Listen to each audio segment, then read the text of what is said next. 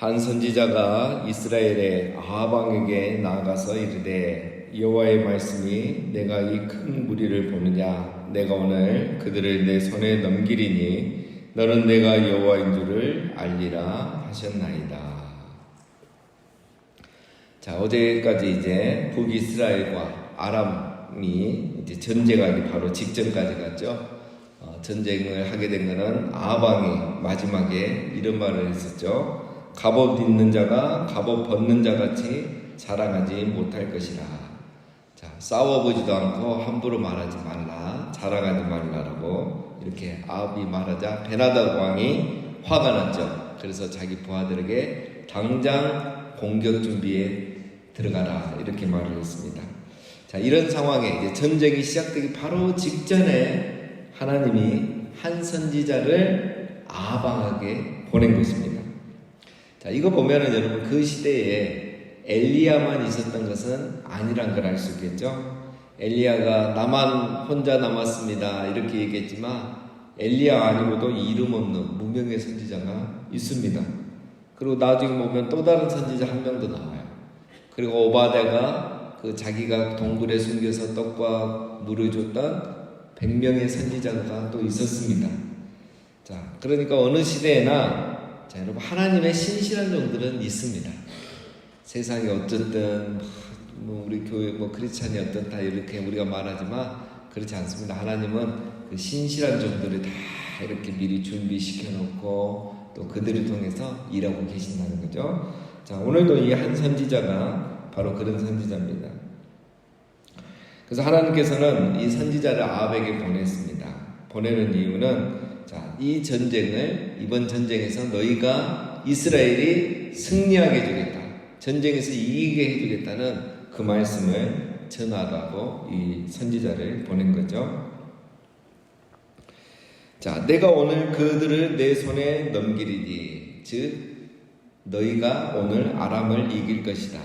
자, 하나님께서 왜 이런 은혜를 이런 악한 아합 왕에게 이 악한 북이스라엘에게 이런 은혜를 베푸실까요? 13절 마지막에 보면 너는 내가 여호와인 줄 알리라.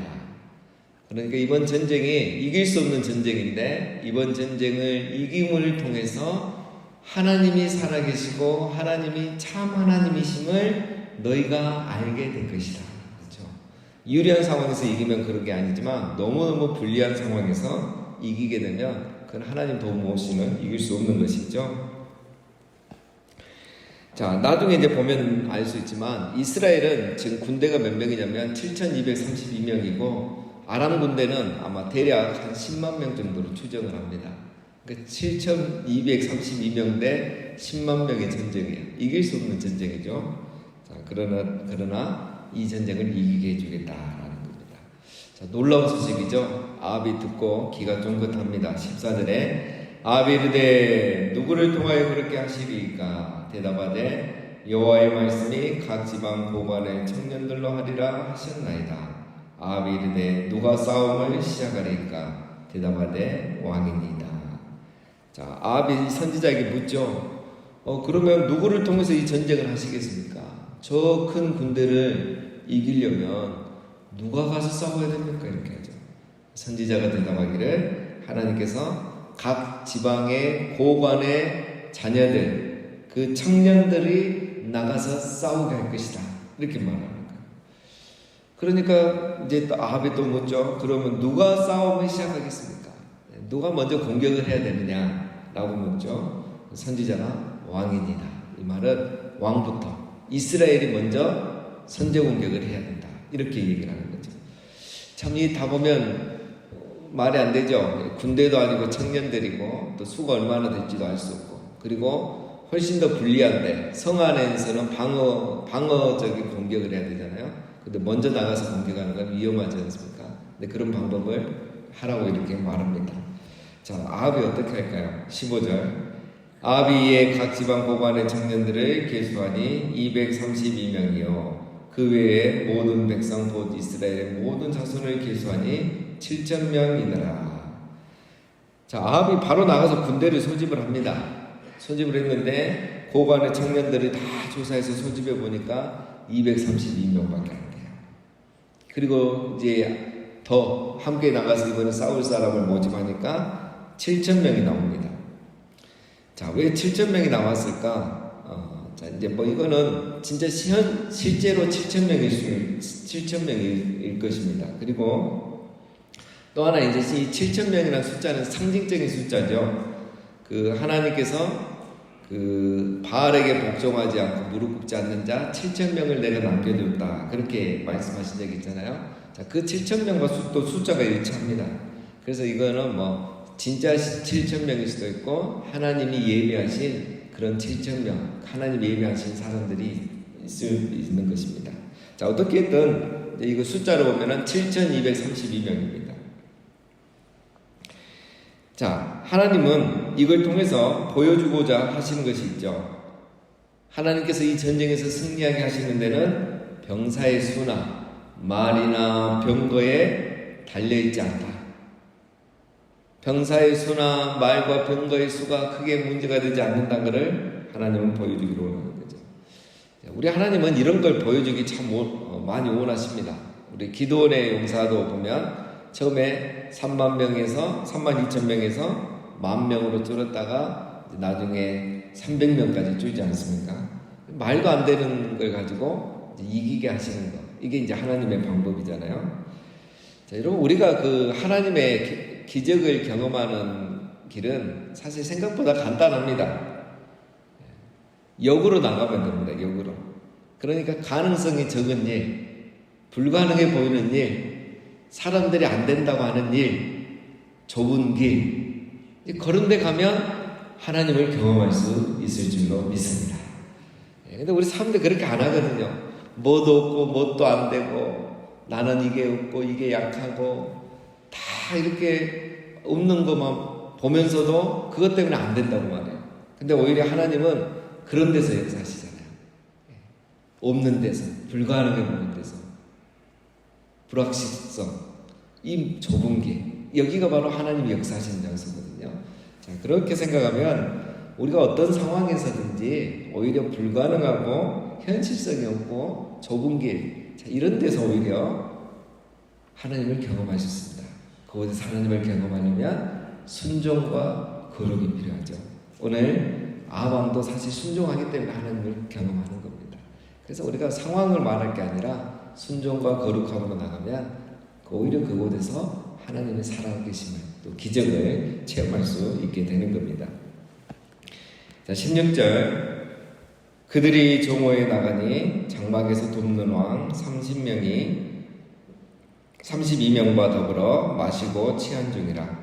각 지방의 고관의 청년들이 먼저 나갔더라. 베나다시 정탐꾼을 보냈더니 그들이 보고하여 이르되 사마리아에서 사람들이 나오더이다 하매. 자, 이제 전쟁이 시작이 됩니다, 여러분. 7,232명과 10만 명의 전쟁이 시작이 돼요. 자, 보나 마나 뭐 이거는 뻔한 거 아닙니까? 자, 근데 이 전쟁의 방법이 또 특이합니다. 그들이 정오에 나갔습니다. 근데 먼저 누가 나갔냐면 이 정오에 232명 청년들이 먼저 나가요. 자, 이 전술에 맞지 않는 전쟁이죠. 여러분, 성 안에 있는 군대가 뭐에 성문을 열고 밖으로 나갑니까? 그렇죠? 그러면 불리하는데. 그리고 두 번째, 정오에 출전을 합니다.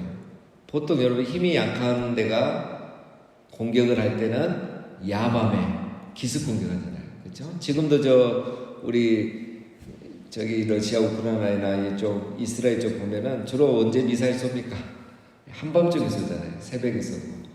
전쟁은 그렇게 보통 밤에 또 이른 새벽에 하거든요. 근데 지금 이 전쟁은 그렇지 않아도 불리한데 우리 232명밖에 안 됩니다. 보세요 하는 그런 마음으로 정오에 나가는 거예요. 말도 안 됩니다.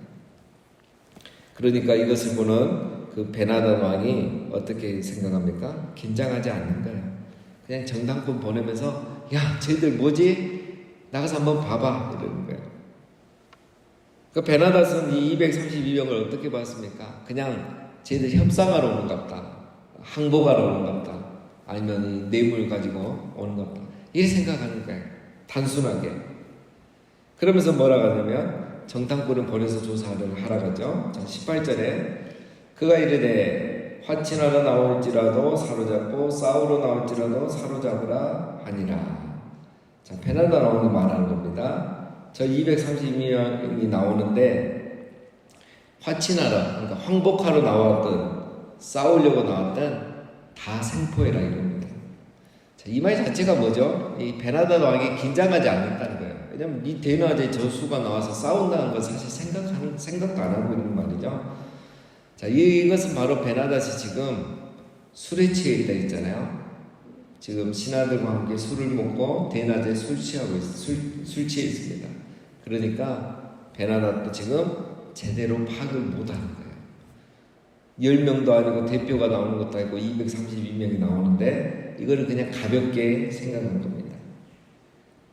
이렇게 생각하는 이유는 두 가지죠. 첫 번째는 술 취해 있기 때문에 지금 파악을 못하는, 상황 파악을 못하는 거죠. 두 번째는 쉽게 제압할 수 있다는 자신감이에요.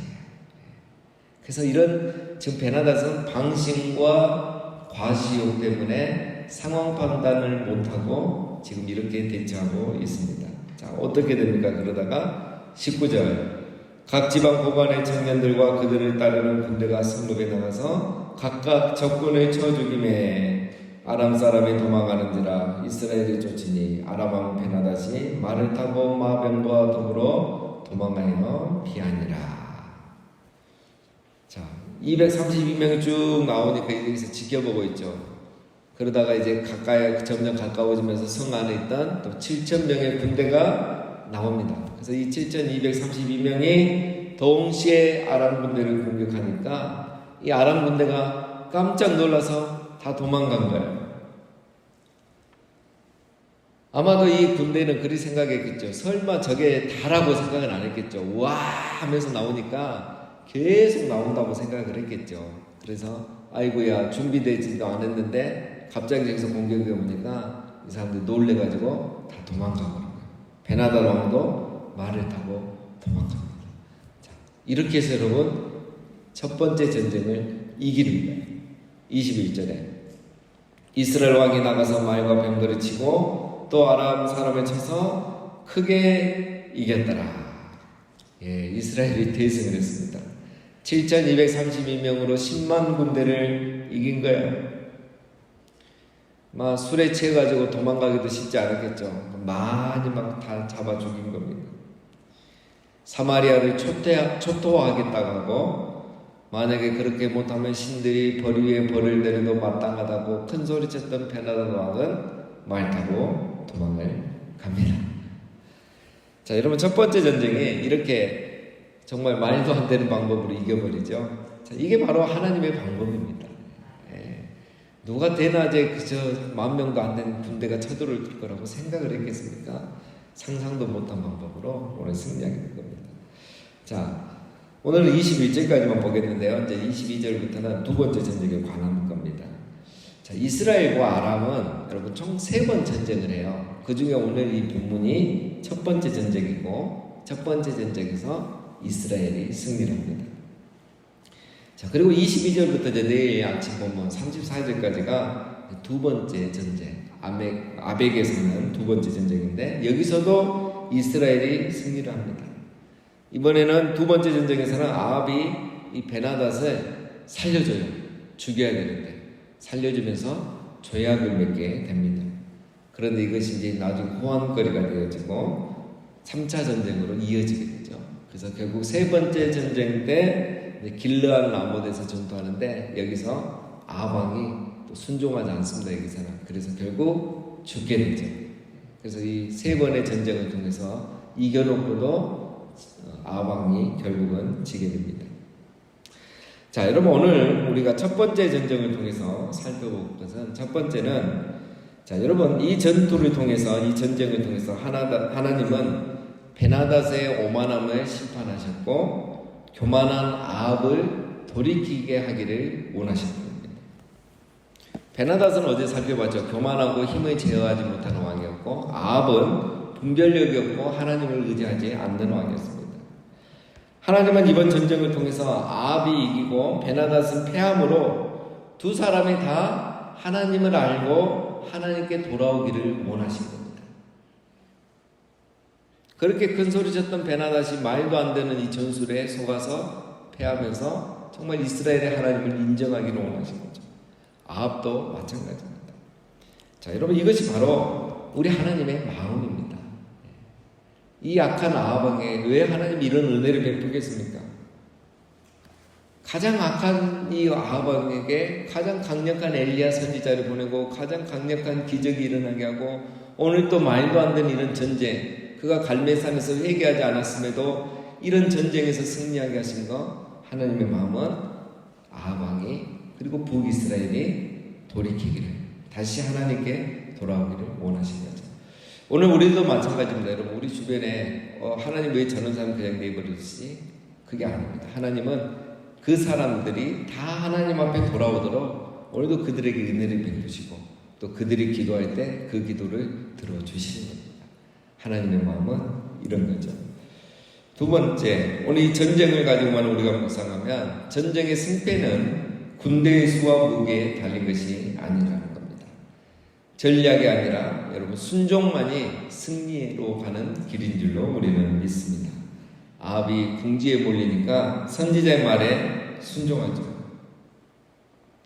아합이 어떤 사람이었습니까? 갈멜산에서 그렇게 하나님의 살아계심을 보고도 나중에 선지자들을 다 잡아 죽이려고 했던 사람이 이 아합이었습니다.